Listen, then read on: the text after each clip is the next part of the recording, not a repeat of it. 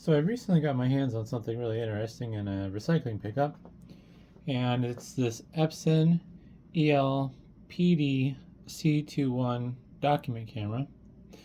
Now, it is and isn't something special. It's kind of complicated. Um, so this is only a 1080p camera in here, but it has very nice optics. So it has a lot of zoom, and it has optical focus. And I think this is something you should have if you're doing e-commerce like me and you're doing product photography of small items that are consistent in size.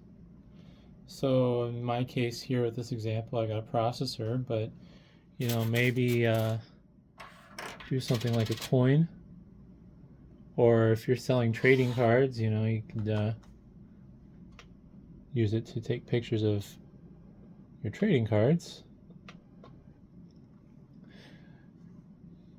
I think it'd also be interesting to use for making videos, such as maybe phone repair or something small that you're working on.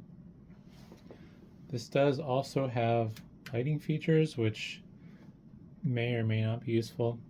The examples I have here are pretty reflective, so it doesn't end up looking good. You can see the reflection of the lights on the surface. Oops. But the cool thing about this is you can get a really good picture. Fix the zoom here. There we go. Focus it. It's only going to be 1080p, which is 2 megapixels. But if it looks that good on my screen, I find it hard to believe that anyone can complain. Because, I mean, you can see on the side there a little bit of the, I think that's thermal compound residue. You can also see the minute scuffs on the CPU, probably from the heatsink. And I don't know if I've ever gotten letters that sharp using my DSLR. This is my usual camera I use for product shots. To get the letters that sharp and clear, it's very difficult with these processors. Because, fix the zoom so my phone will focus. Because if you get the wrong angle and the way the light reflects, it's really easy, there we go, to make those letters almost invisible. But yeah, and there's multiple ways you can use this. I think the easiest, most user-friendly way is to use its built-in functionality. So it has, I'll just tilt this back. It has buttons for capture and record.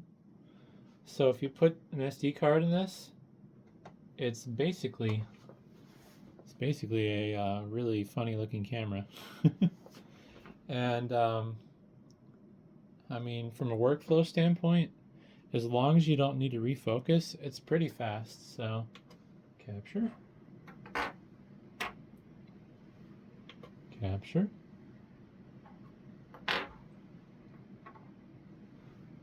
capture.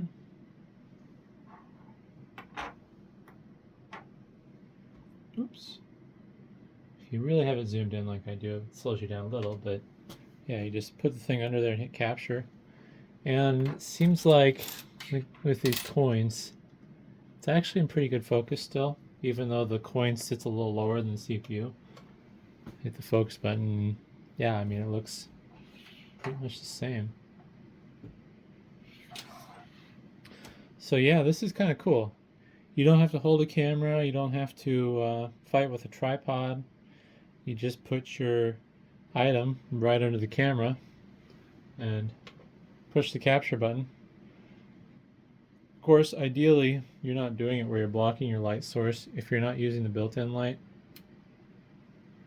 But yeah, unfortunately, the built-in light with shiny surfaces is just too reflective.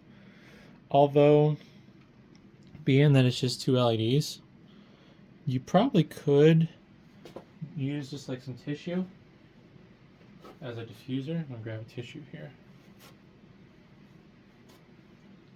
Let's see if I can hold this in a way where it'll diffuse the light without blocking the camera too much. So it looks like with the tissues kind of precariously over it. Yeah, I think you're still gonna get some reflection, but maybe not tissue, but maybe like some tracing paper or something that you could put over the two LEDs to diffuse the light and not get those harsh reflections. Another cool thing about this is it can record video. So I'm gonna hit record, and it has a built-in mic.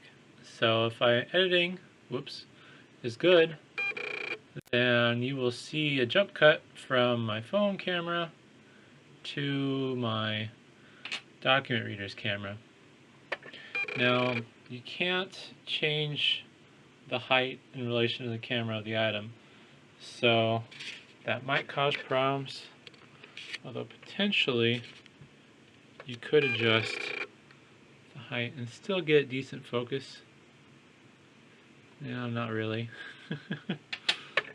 So I guess as long as you're working under the camera and you're not changing the height of the subject too drastically, you should be good. So another neat thing about this document camera is if you plug the USB into your laptop or computer, it essentially can operate as a webcam. So if you don't want to use the built-in capture to take your photos, you can easily use a capture program of your choice. In this case, I'm just using the default Windows camera program. Could use OBS. I'm sure there's other third-party programs that you can use to take photos with a webcam. But yeah, you can take your photos in Windows. Well, I guess I recorded a video, but yeah, you can take your photos or video in Windows and then just have them right on your PC. Honestly, if you're selling a lot of small stuff like coins, CPUs, or Pokemon cards, you might actually be able to improve your workflow by having this sitting right next to you at the computer and then just swapping through one card at a time or one item at a time. But yeah, I thought this was kind of cool. I don't know what I'm going to do with it yet. These run for $200 or less depending on how lucky you are. I looked at some of the completed listings on eBay, and I have found a few of these that sold in the past for around $100. So it's not a terrible price even at $200. Now granted, it's not going to be as high resolution as a nice DSLR, or if you are weird and use your cell phone to take product shots. But with small stuff, I mean, the detail is just, it's really good. I mean, it can really show. There we go. It can really show the quality of the item. So I'll probably throw in a few of the photos I took just so you can see what the photos look like. It's 1080p, so it's not going to look any different than the video. But either way, just something I thought I'd share that maybe might be useful to others. It's a really cool device, and I'm going to have to try to find a use for it now that I have it. But either way, hopefully that was interesting, and thanks for watching.